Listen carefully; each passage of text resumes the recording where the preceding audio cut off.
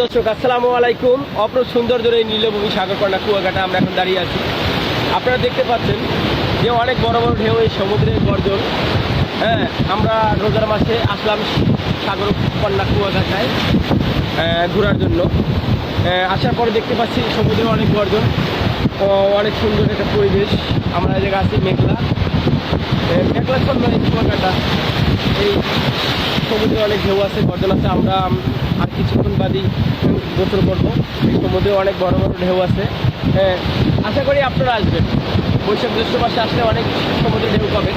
এই যে অনেক ঢেউ আছে, আপনারা দেখতে পাচ্ছেন সমুদ্রে অনেক ঢেউ, অনেক গর্জন। এই আমরা ঘোরার জন্য এই সাগর পাড়ে মুগ্ধ, আমরা মুগ্ধ এই পরিবেশটা দেখে।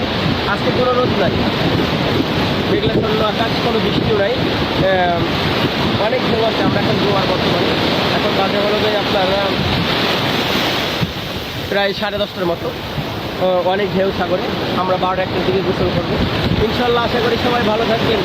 ভাই, সাগরকন্যা কুয়াকাটা অপর সৌন্দর্যের এই নীলাভূমি